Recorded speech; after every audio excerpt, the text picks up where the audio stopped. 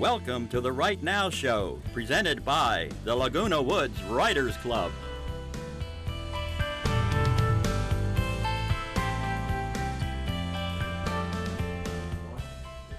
And good morning, I'm Charlie Redner. Welcome to the Right Now Show. And I'm Judy Saxon, and this is a program where we put the focus on writing and the arts. How was your summer, Charlie? It's a blur, you know, it just like, poof, what happened? I know. I mean, I was active with the Spoken Word Club. We met all summer, and I was writing for the Phoenix magazine, which is a magazine that the ostomy support group in America. And then I worked with the Aquadettes putting on their show, so I was really busy. The Aquadet show, that was one of the highlights of my summer. It was just a flawless show. It's synchronized swimming, for those of you who aren't familiar with it. And the music that they sang to, and the costumes and the bathing caps that were all decorated. Right. And the MC was wonderful, and they had clowns And Valerie Link, the head coach and choreographer and head seamstress and designer, she did such a marvelous job getting that show together. It's amazing. It is amazing, and it must have been hours and hours. And I know you're very active with. I am. Aren't you an honorary member, an Aqua? I'm an Aqua dude. Yeah, I set up the audio equipment for them every time they practice, which is year-round, by the way. They work all year to put on that show, and then I videotape the practices too, and then the gals get to see what they're doing right and what they're doing wrong. What a good idea. I know, it's wonderful, and it worked for them. So maybe that helped a little bit. Well, it was a wonderful, delightful evening. I'm so happy you enjoyed it. Yeah. Thank you. And I am looking forward to talking to a delightful guest. Her name is Miranda McPhee, and let me tell you a little bit about Miranda.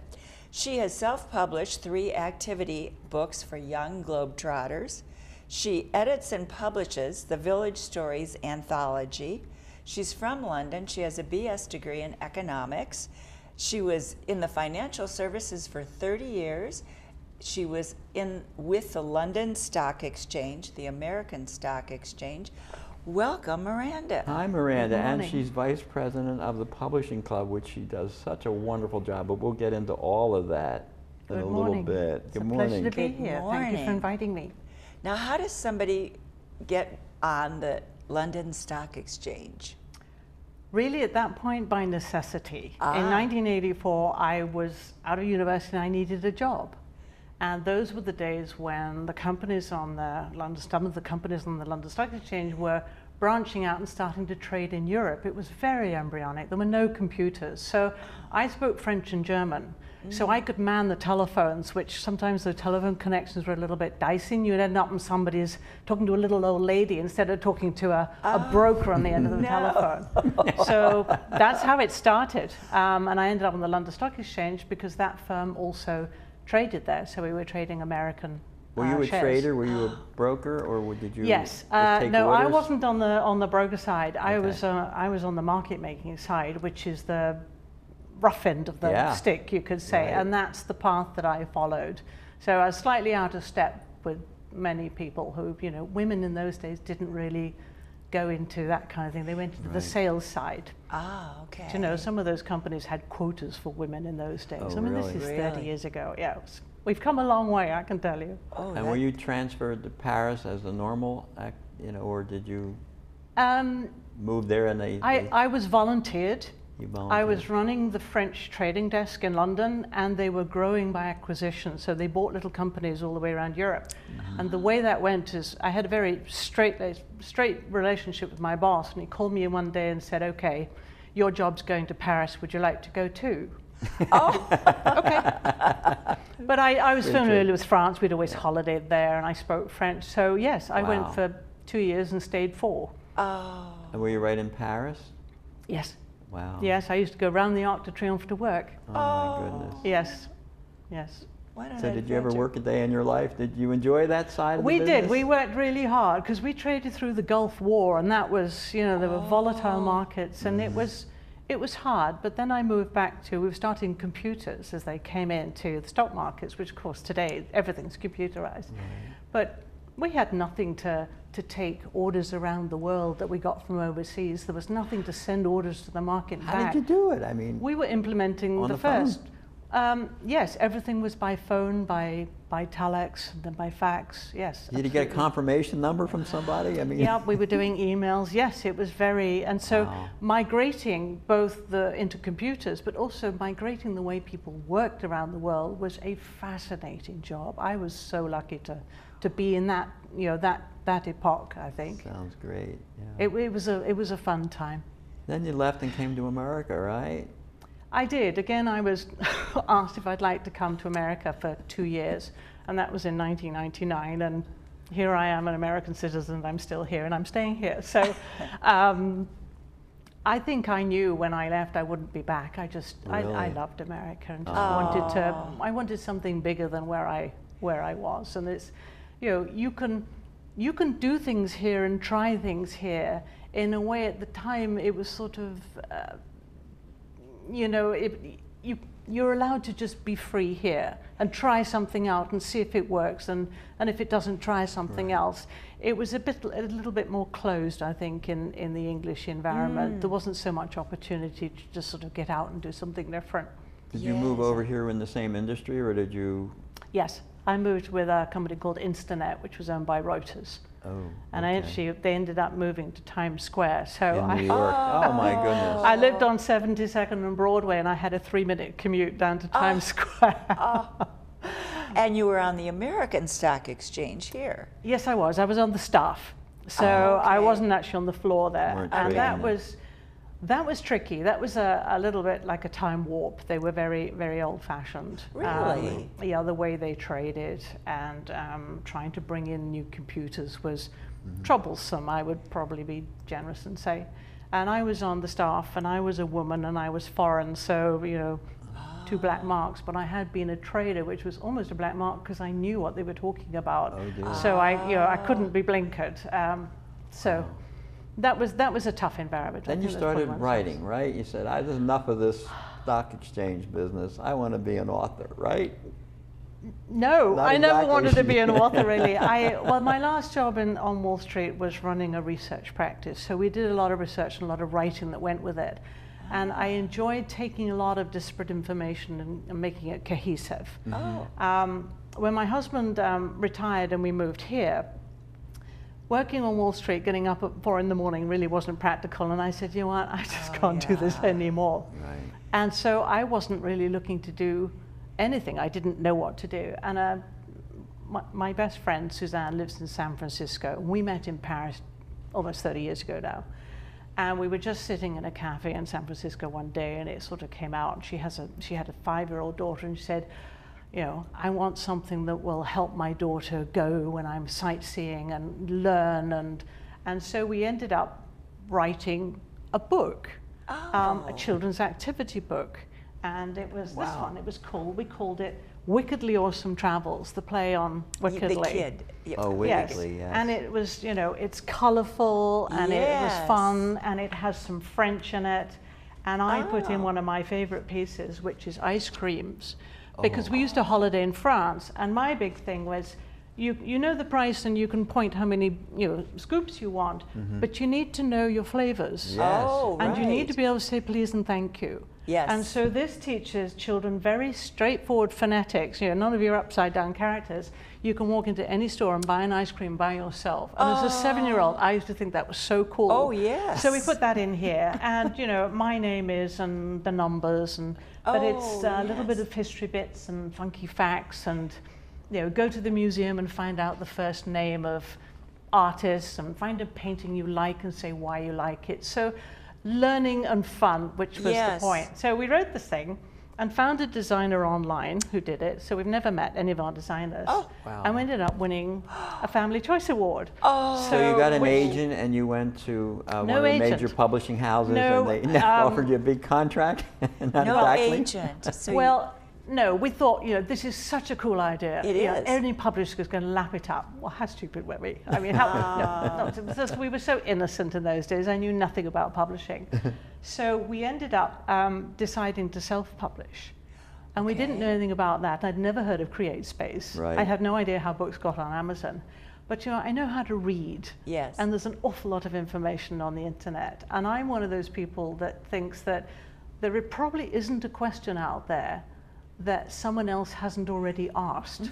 So I would type in my questions like, you would have, you know, all the information about how do I do this, and you know, all the problems you encounter. So we learned to self-publish, and the award was really, it kick-started the next one. You know, Paris was a city we both loved, so, and I think that passion goes into a book. So the second one was London, and the third one was New York. Oh. And the fourth one is half written, and that's Rome. What happened to San Francisco? Did your friend There's a lot to of competition for San Francisco, but the sales, we've sold about 550 books. We're not going to get rich, but it's a hobby, but it's a really, it tickles me no end to know that children are running around Paris with our books. Yes. It's that. And we see generally the sales are in Americans going to Europe. So we think that's the sweet spot. And the New York book is bought by the English people coming this way. So we've got a cross-border element to what we're doing. And I think the language element has a lot to do with it. Oh, yes. So in the Rome one, you know, you'll be looking for gelati and buongiorno and you know, reading the numbers on the buildings. So when did you, I mean, how did you go to CreateSpace first, or did you have another way of self-publishing? I read Mark Levine's book on fine publishing, okay, and we ended up looking at CreateSpace. Right. He has about 20 or 30 people, and he ranks them. And yes, I had that book. And this one seemed to be easy. One of our big things is this is full color book, right? And that makes a very big difference. And we, you know, we wanted it to be square because that's kind of square as children's.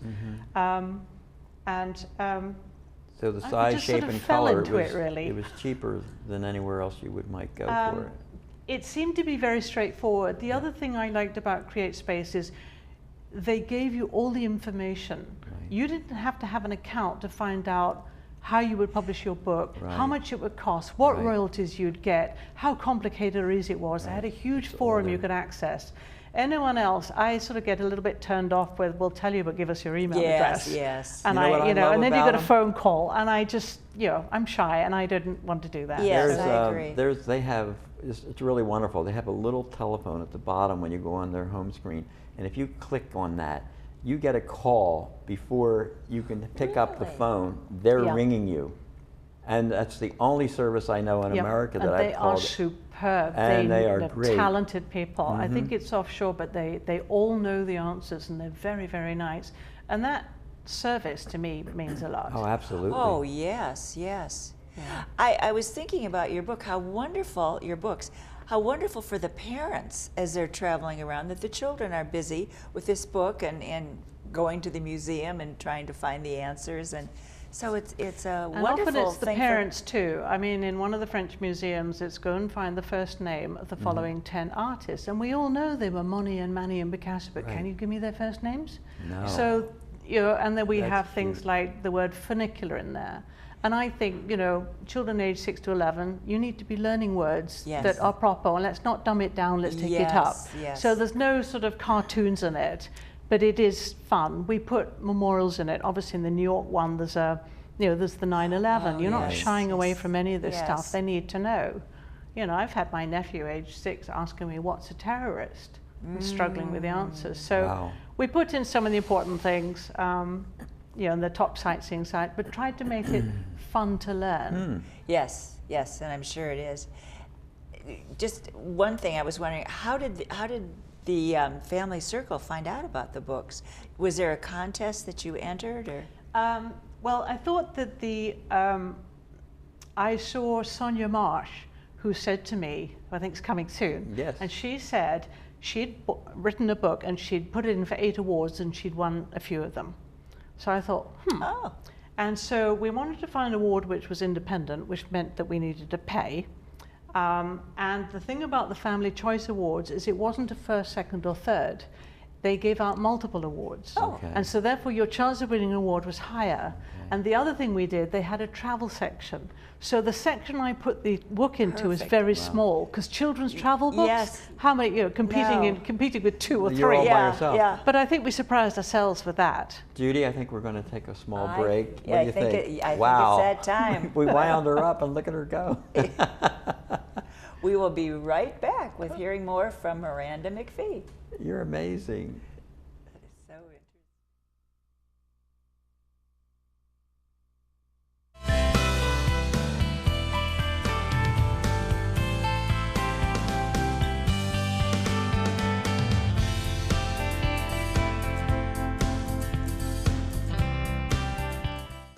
They say you have to drive 300 miles to get an incredible buffet. Well, people who think that have never been to Valley View Casino and Hotel. You'll dine on all-you-can-eat Maine lobster, crab legs, sushi, prime rib, 100 feet of homemade pastries, and much more. It's San Diego's best buffet at an unbelievable price. And when you join the Players Club, you'll receive preferred buffet pricing. Valley View Casino and Hotel. Incredible dining close to home. The American Legion. We're a powerful force for the nation. We're the largest veteran service organization in the nation, with 2.5 million members. And when you add to that the American Legion Auxiliary and the Sons of the American Legion, we have a family of 4 million members, working hard every day for our veterans, our youth, and our communities. Go to legion.org to find out more about the American Legion's commitment of service to America.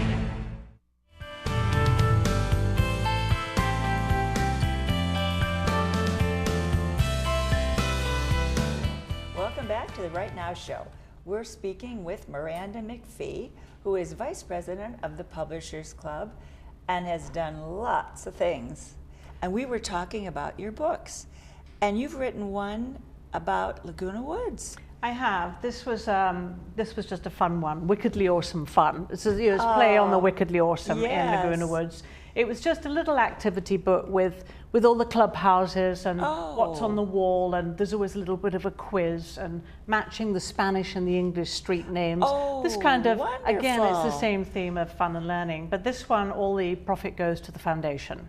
So that's, so writing for your neighbors if you like. I could learn a lot of things. I could too, and I'm thinking they should give one away when they have the orientations. They should, they should buy a couple of them and just Maybe see. We should it would be consider interesting, that. wouldn't it? And great for people's visiting grandchildren. Yeah. Now, how about the second and third in your other series? You said In the Wickedly Awesome series? Right. We did London and New York, and they very much follow the same vein. History, quizzes. There's always a bit of food, of course, local food. More ice cream, hope. Yes, I mean New York. It's all the pretzels and the pizzas and everything goes with it. In the English one, in the London one, it's just giving you bunches of names like Toad in the Hole, and you've got to find out what some of these things are because it's not obvious. So, but again, it's triggering that fun element, but they'll learn at the same time. Have you been in Rome, I assume? Rome, yes. Yeah, yes. so you have some first-hand experience. I was a very big traveler. I've always loved to travel, but I traveled for my job when we were implementing computers, so I was always bouncing around Europe and then some of the Far East as well. So I was lucky in that respect, but yes, I mean Rome to us is just a day trip. Oh my goodness. From London. Oh, right. That would, yes, that's true. Definitely from Paris, so you can drive down, right? Yes, Not I mean, really. I met an American friend in Paris who just joined the company and said she wanted to see some of Europe. So we then went out and we took weekends and we went every single capital in Europe. Just for the heck of it. Why not? Yes. You get the whole summer off? Are you one of those? No, it was just every weekend. But then when I came to live in New York. Didn't you have a month off, and then European companies take a month off for vacation? I worked for a UK company. No, we didn't take August off. No, certainly the factories do, and the boulangeries closed down in Paris. But when the stock markets were open, I was on the desk. So yes, yes. But that I was always taught to explore, and you can't say you don't like something unless you've tried it. So I did the same thing when I came to New York. I would pack my bag and go to Boston or Philadelphia or wherever it was, just because I'd never been. I was just curious. Oh, good for you. So tell us about, you probably hooked up with Peggy and you became an officer. I joined a couple of clubs after we came here because I didn't know anybody and I didn't know what to do. And I thought, well, maybe the publishing club. And I said to my husband, maybe I'll go to a couple of meetings. Who knows? If not, I'll just fade out. And then I met Peggy Edwards, who is a firecracker of inspiration. Absolutely. She's a founder and the president of the club. Yes. And she has more ideas than we know what to do with. She's so enthusiastic. So together we started really sort of shaping the club and setting the agenda so people knew what they were going to get throughout the year and bringing in some more speakers. And now we are... now you're publishing an 3 anthology years every later. year, right? We are, yes, we're now publishing our 3rd volume of Village Stories. Well, this one's 2016, Isn't that and we did wonderful? 15. And this is an anthology of stories, poems, and memoirs written by club members. And we have people who've given us their story on a piece of paper. We have people who've never written before.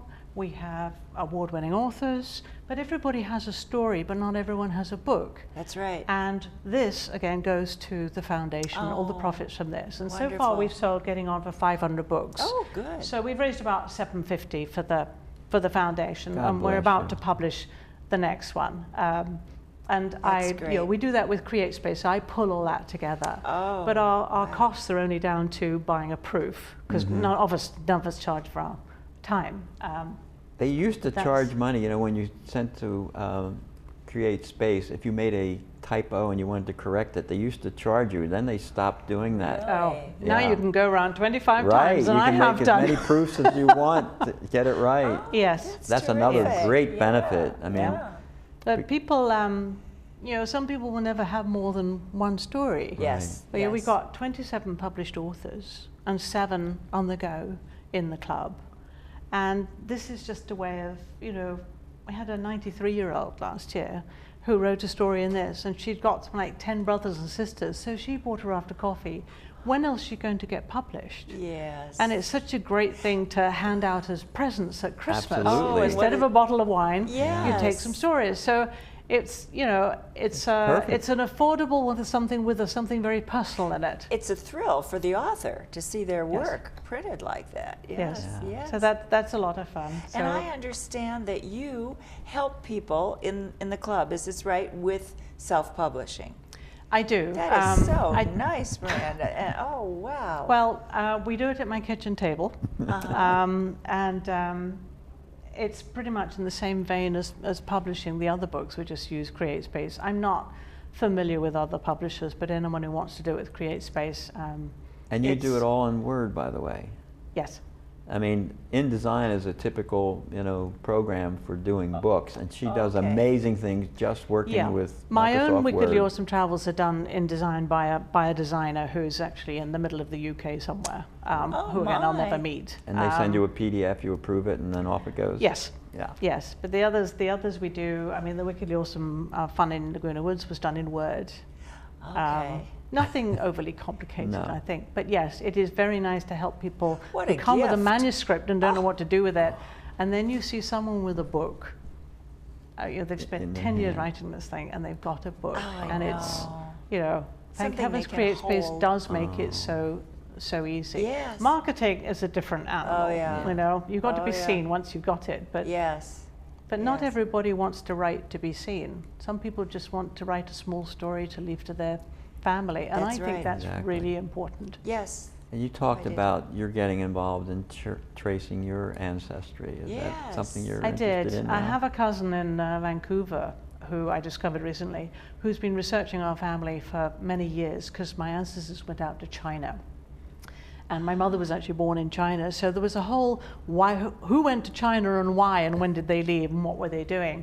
And he wrote the sort of individual people, and I wrapped it together as a family and added a little social context around it. You know, it's easy to say, well, so-and-so went out to Beijing. But, you know, it took him 6 months to get there on a boat. So we put that together, and just in a 25-page document, but it tells the story of our family, and the younger members of the family are actually finding it fascinating. I'll bet. And I think that's really important. It's not just a bunch of dry dates or names. Yes. Right. You've actually got a sort of woven story on what people wore or what they were doing at the time. And what was, format is that in now? That's in a Word. manuscript form that That's you're in Word. It's working? a 25-page document with some photographs in Word, and I'm not going to put that in a book because we don't need to sell it. Right. True. True. You know, so but just passing on that story, I think is important. Yes. Have you explored the next step in going to e-books or anything, or you feel that that's not? I haven't. We don't put village stories on ebooks. I No. think probably because we don't need to, and No, you people don't. are actually giving them away. So, And I can't really put the activity books on ebooks No. because that would be a lot of work. So we're probably limited to print. I mean, I'm not That's sort of fine. a big author. I'm just sort of Yeah. feeling my way. I have no idea what I'm going to be doing in January. Oh, Yeah, right now we have a sort of line of some people who'd like to publish their books. And tell us about the publishing club. When do you meet and where do you meet and how We often do you meet meet? on the third Wednesday of every month between 2 and 4 in Clubhouse 3. And how would they get in touch with someone that wanted to join or Really come see what we're up to? on the flyers. We are also actually on Facebook, Okay. but we Oh. have it's a closed group, so you'd need Oh. to search for Publishing Club of Laguna Woods and you can request to join. But on the flyers we've always got our telephone number. That's probably the easiest way to do it. And every month we have a flyer out. Okay. Of course, next month we've got Charlie actually coming to talk about his we call them publishing paths. Anyone know. who's published a book, we ask the members to come and say, what did you do? Why did you make those choices? How did you do it? What did you learn?